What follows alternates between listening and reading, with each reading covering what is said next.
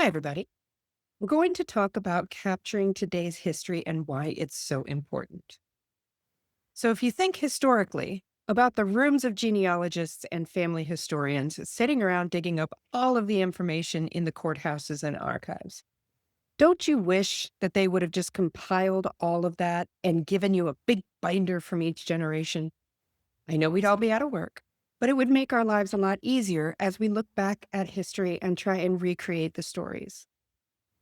We really are just summarizing. We're guessing at what their personalities and their worlds were like. We're gathering as much information as we can, but then we have to fill in the gaps ourselves. But the more that's captured, the more that texture is preserved forever. So that's what we're going to go over today. We're going to explore how to easily capture today's information and leave that proverbial binder for our future generations. How you can write your story your way and make sure it's preserved. All right, so let's get started.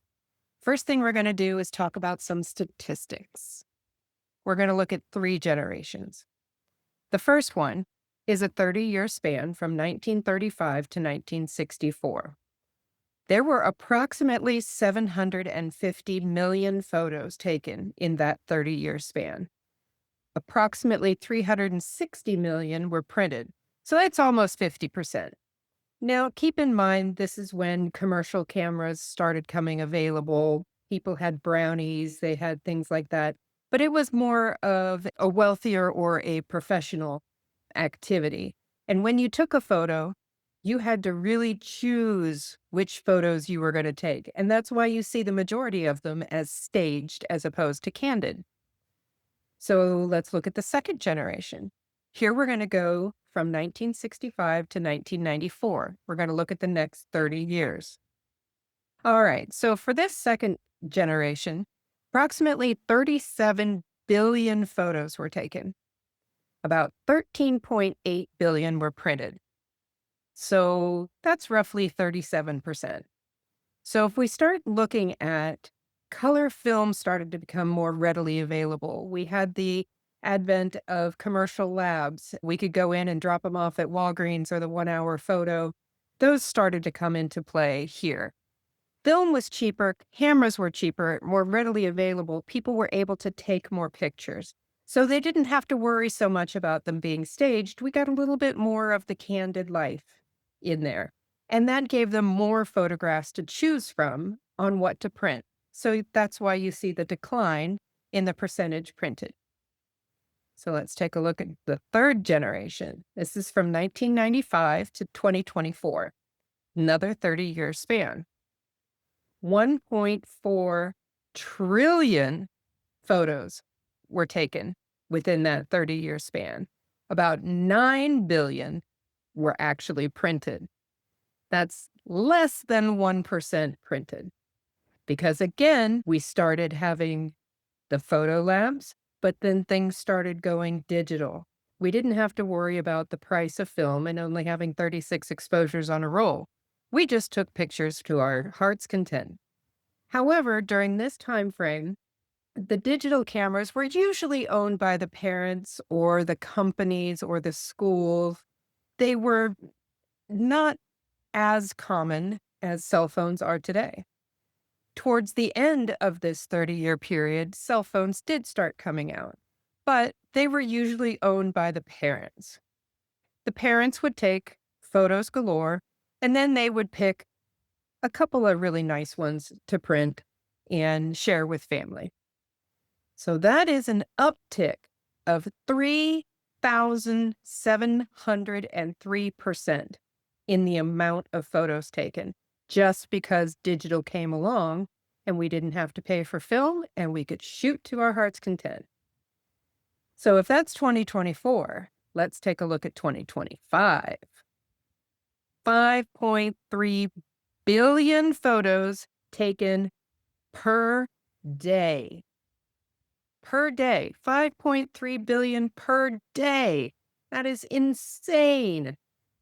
But the people that are parents now were the ones that their parents were the only ones with cell phones. Now they have them and their children have them. How many 3-year-olds do you see hanging out with mom's cell phone in the grocery store cart? They know how to take pictures. So it's no longer from the first generation where it was professional and less common. We've worked our way all the way up to pretty much the entire population outside of infancy is taking digital photos. So what are we going to do with that? Well, the first generation that had those selected photos cherished them. They framed them, they passed them on.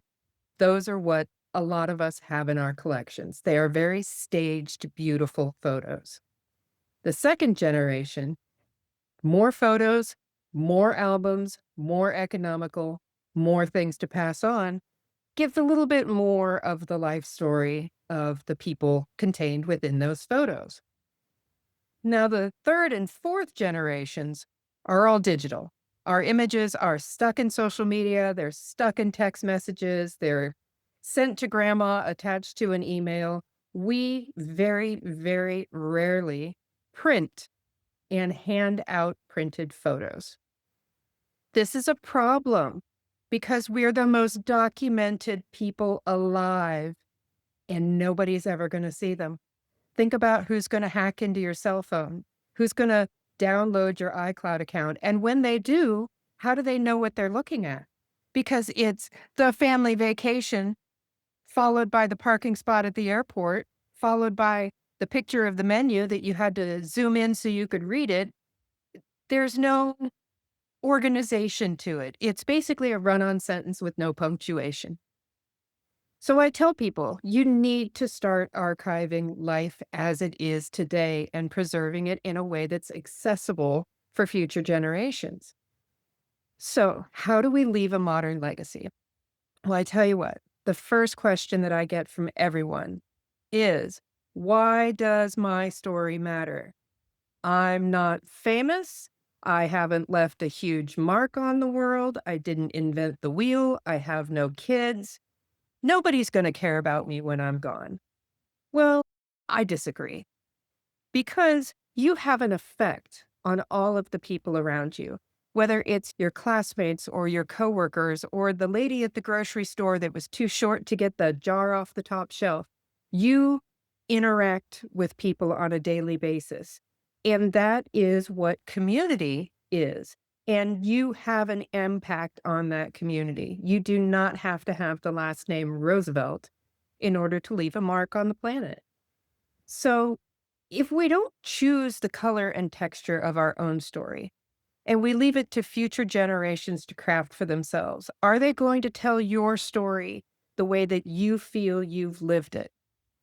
Our name, Archoral, stems from archive the chorus of life. Archoral, archive the chorus of life.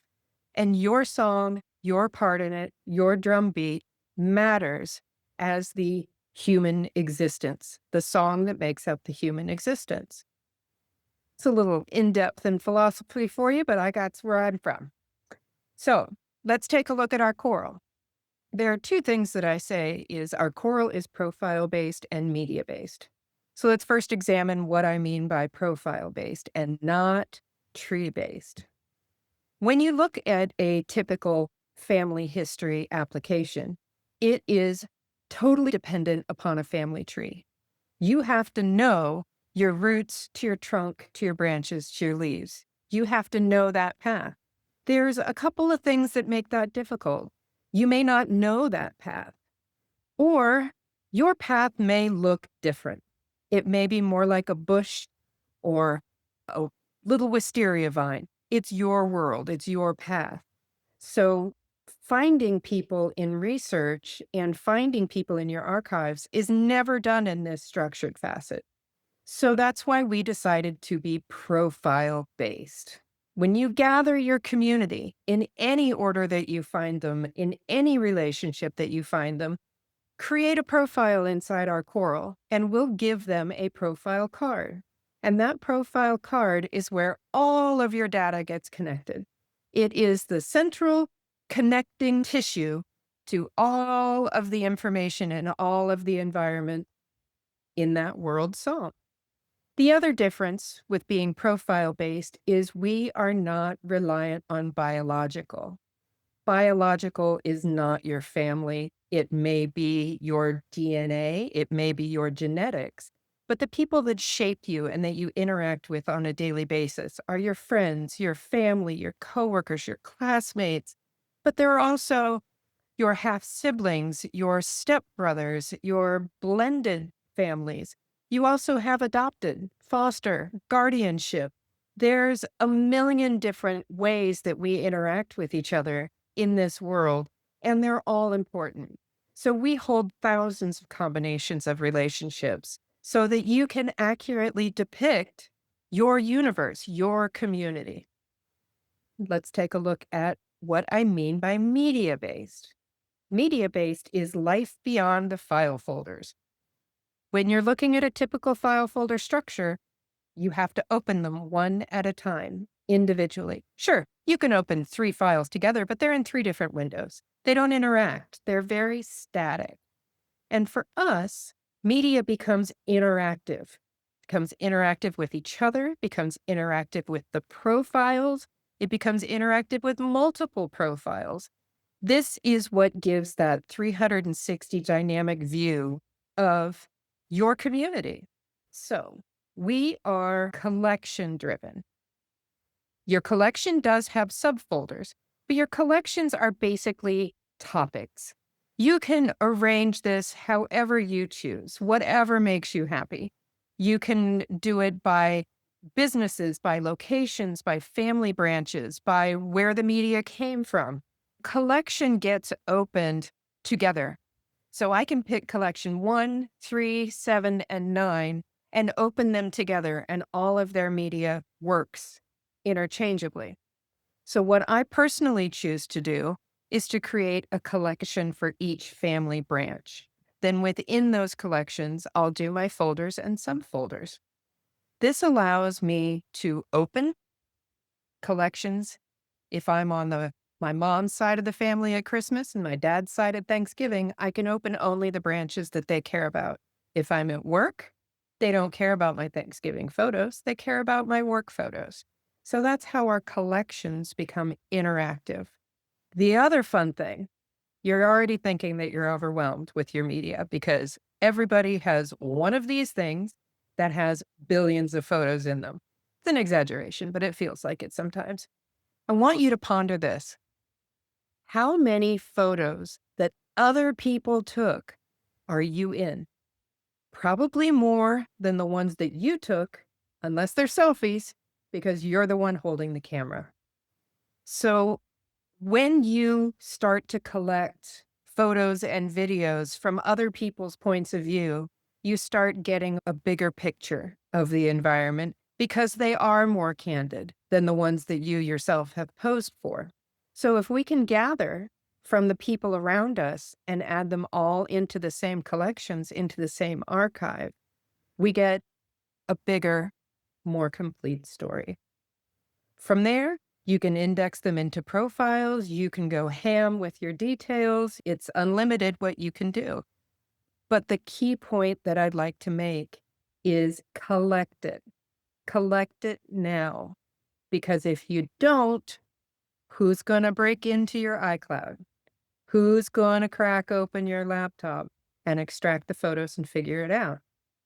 So with that being said, let's explore 2 points of view, 2 ways to gather your information. We're going to do it from the profile side, and then we're going to do it from the media side. So when you first log in to your archive, you're going to land here at the catalog page. This catalog contains everything in your archives universe. It's going to contain all your profiles, your address book, your media, the whole ball of wax. But let's take smaller tidbits. Let's take smaller bites out of this. We're going to start from profiles. And I have Eliza. So I'm going to search for Eliza right here. I'm going to search. And there's cute little Eliza. This is her profile card. I'm going to click on that. And as you can see, Eliza is a pretty new addition to my archive. I don't have a lot of information about her yet, but you got to start somewhere.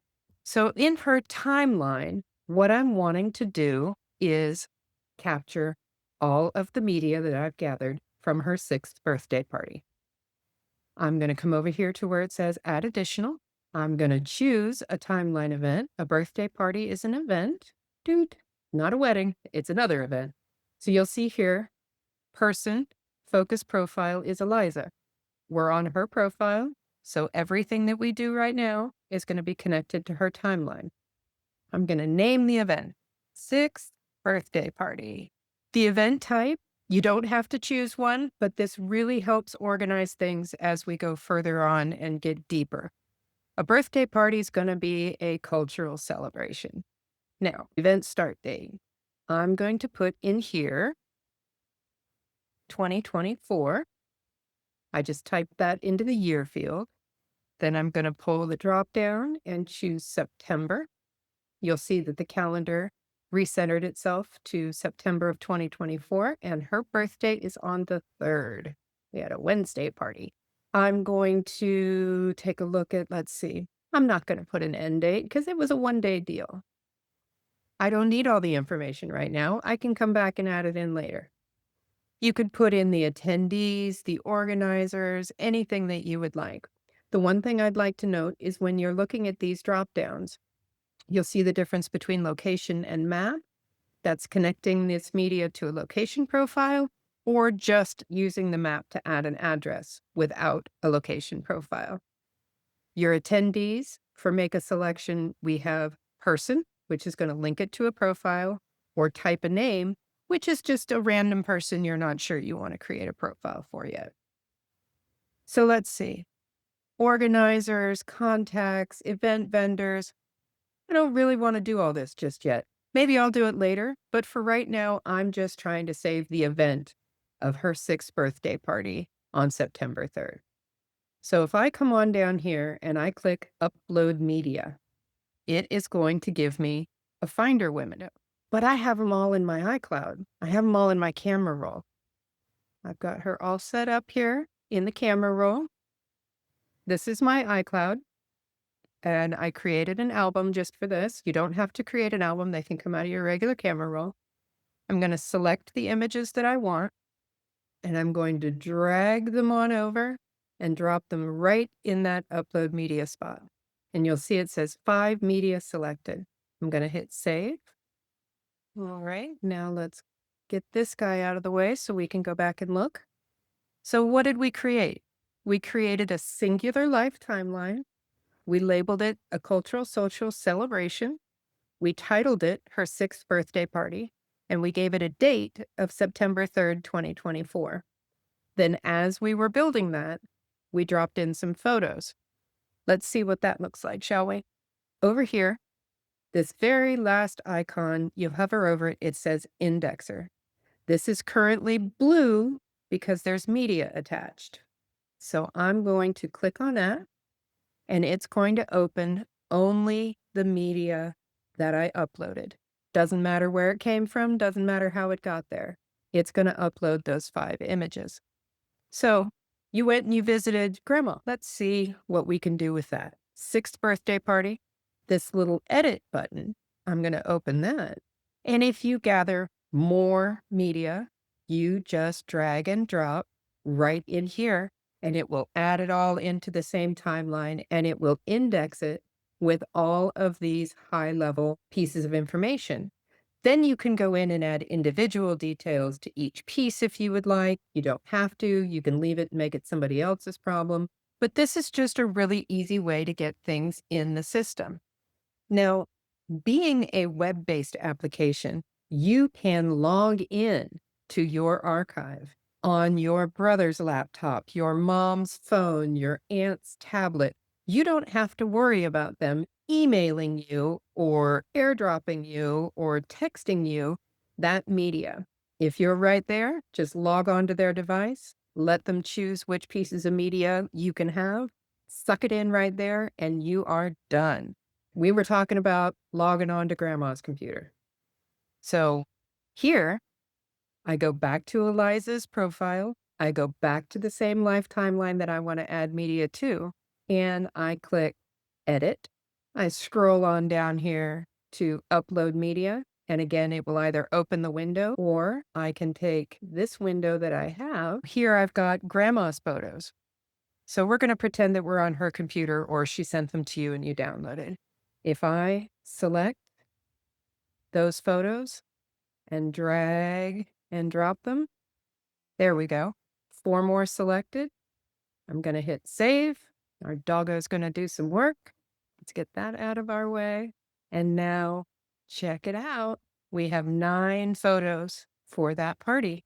And every single one of these photos, irregardless of who it came from, has the same event details in it. So if I go and I modify any of these event details, it will modify only that image. The main structure that we built from the timeline with the activity, the date, and the title, those are going to remain the same across all the other ones. So if you want to start tagging faces, you can do that. That's not Jacqueline. I'm sure that that is pretty little Eliza. Eliza, submit. So now as I go through and I start finding pictures of Eliza, the AI is going to realize that that's Eliza and it will just start recommending her. And there's little Eliza, and I can say yes and move on. Okay, so that explains how we can go from a profile to a timeline to ingest all the media from the different locations. Something that I do when I'm on a long trip or a vacation is I come in and I create that life timeline first. Just the information, no media. I just say, this is my trip and I'm going for a week. So that every night when I'm back at the hotel room, I can just click the edit button and then drag and drop today's media in there. Now, by media, notice I didn't say just photos because we do photos, documents, audio, and video. Somebody leaves you a really great voicemail that you want to save, you can drag and drop that into the event too, into anywhere in your system. So that's how I use it. I create it first and then drag everything else in. But you can do things however you want. You can create it after the fact and then add to it. Okay, so that's from the profile. We're going to switch over to the media. All right. So from our media standpoint, these are our collections. And this is what I was talking about at the beginning of the call, that collections can work together.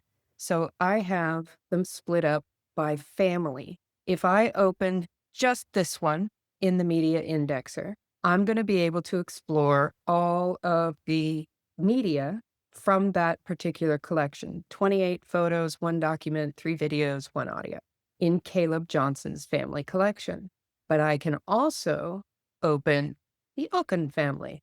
Now I can explore 2 collections together at the same time, which gives me 31 photos, 1 document, 3 video, and 1 audio. So that allows you to multitask and takes them out of that file folder structure.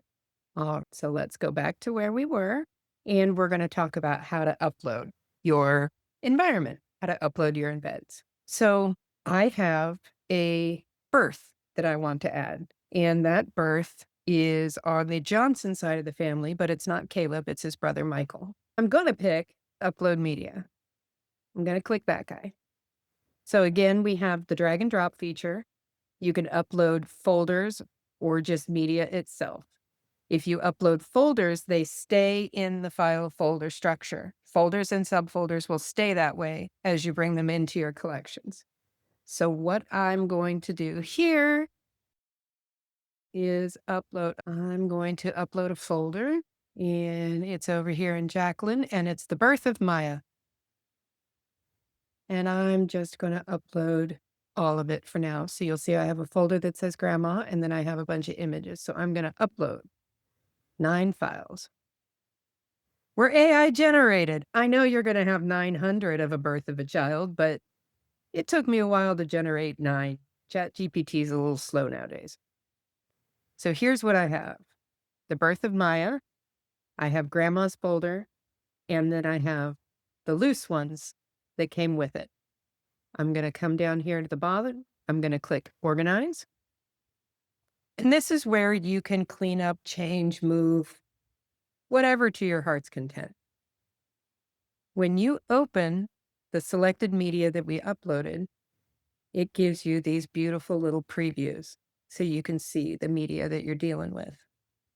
Okay, I'm going to select all, and I'm going to come over here to Michael Johnson's family.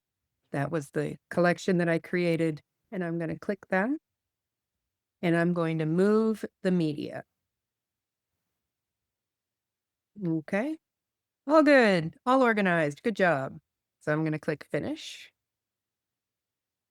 And now if I go to View Uploaded Media, that's going to show me this is all the media that I just uploaded. Well, it gave me everything I've uploaded recently. Whoa. That's okay. If I go over here, yep, because I'm on the My Media tab. So if I come over here to Collection, and where'd you go, Michael? Michael, and the birth of Maya. Here's everything in Grandma's and everything that was loose.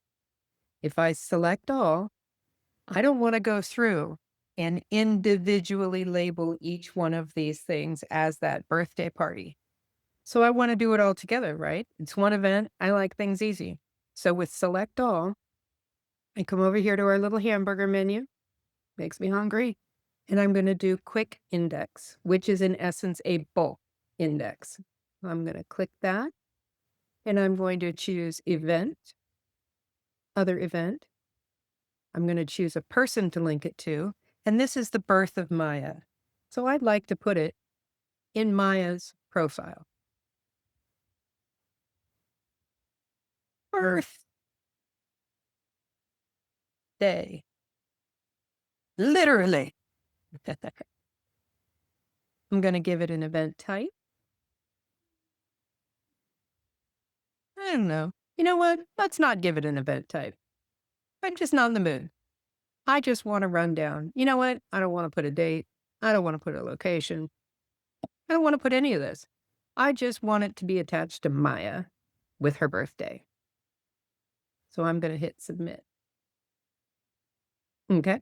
So everything's been saved, and it gives me the option to continue on with different kinds of bulk indexing.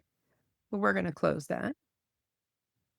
And with all of this still selected, I'll show you what we just did.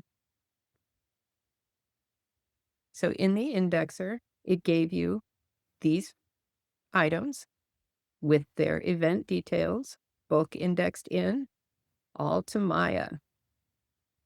So if I go back here to profiles and I go to Maya,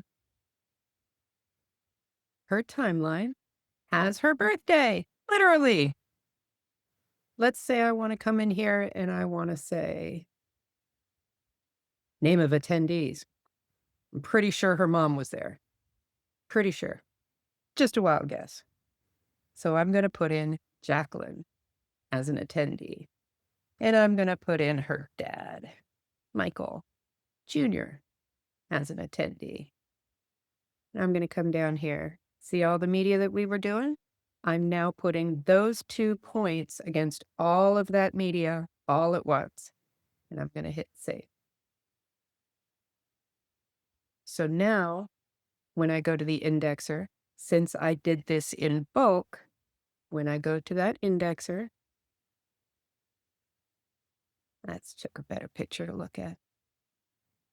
We have event details, Maya, her birthday, and her mother and father that happened to be in attendance on her birthday. So this all pretty much works the same with your ability to continue adding to the timelines, adding to the profiles, adding to the events that shape your life and what you do with yourself in your own world, in your own song, how you march along. Now that we've worked through person profiles, why don't we check out what we just did and how it works with location profiles? So I'm going to go back here and I'm going to open Maya. And you know what? We're going to say that Maya was a home birth. We're going to say she was a home birth and all those photos were taken after they got her to the hospital. So I'm going to come over here. Here's her timeline entry, Maya's birth. I'm going to click the edit pencil. Remember how I wasn't going to put a location? Well, now I have a story. So I am going to choose location, and I'm going to put in here the M&J home. Click. I have linked it to a location. And her date, I don't think I have Maya's birth date down. I'm unsure. So I'll click unsure and go about 2025. Oh, 2005. Excuse me. I got to keep my own fake archive straight. So now I've come back in again and I've added a date, location. We just put in the attendees.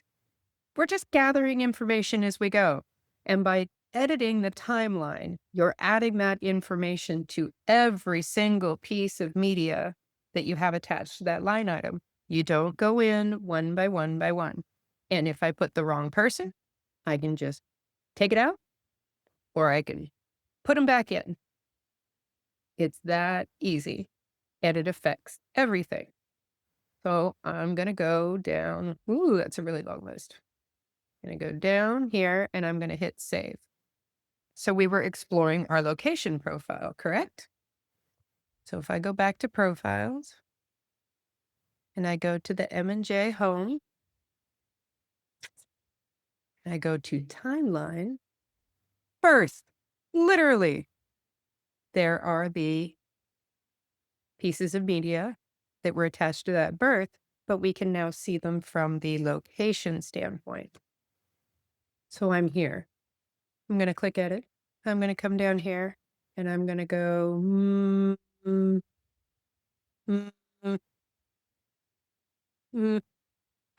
I just learned that it is 2005, February 9th. That sounds pretty good. February, baby. So I'm going to hit save. Now I'm going to come back here to profiles. I'm going to look at Maya. I'm going to look at her timeline. And ta-da! One entry. Fixed them all. So there were attendees too, right? Her mom and her dad were there. They existed in her environment. They had an effect on her world. So if I go over here to Jacqueline, Mama, and I click on her profile and I look at her timeline, what is right there? The birth. It's going to reverberate. So that's what I meant by out of file folders, out of the folder structure. By being profile and media based, we can take single pieces of media and make them completely interactive with their environment. This set of, 9 photos are connected to Maya to show the experience of her birth and what her first moments in this world were like. They're connected to Jacqueline, her mom, Michael, her dad, because it is milestone moments for the birth of their first child. And then it is connected to the location, the home in which she was born, because I know a location is a piece of dirt with GPS coordinates, but locations have lives just like the people. Locations affect the people, people affect the locations. So by being able to enter all of that simultaneously, instantly, the archive's just going to live on forever. So now you are giving your people, your environment, your world, their own connection. And I know this whole time I've been talking about people and birthdays and children. I personally don't have children, so I don't have any childbirths in my world. But what people can have is hobbies. Did they play golf? Were they at the country club? Did they have club memberships? Were they part of the county fairgrounds or the art festival? Did they open community centers? Let's look at this one, this farmstead. For that, I have the location lineage, where it went over time, who had it, any documentation. Address histories change, locations modify, the types change, the timeline events tell you what's going on at that property. Anytime you link a person to a location through any of that media, they become linked profiles, and it will start telling you what their involvement was. He attended an event and he died, or Heinrich died in 1892. We've got born. This was, oh, he emceed an event. Look at him go. An attendee. Wilhelm was also born there. So again, the media that these facts came from reverberated with the location and the person, but they can also reverberate with community centers and schools and any other event that takes place in life. Because if we go back to that slide that I had, why does my story matter? Your story matters because it connects to everything. Everything around you is a connective tissue to the human story. That's what I have for you today. And that is my passion on why I think starting today is really, really important. If we don't choose how we want our story told, somebody's going to choose it for us. And we may not be around to correct them. I hope you guys have enjoyed this and learned a little something. So happy archiving, everybody. Thank you so much for joining.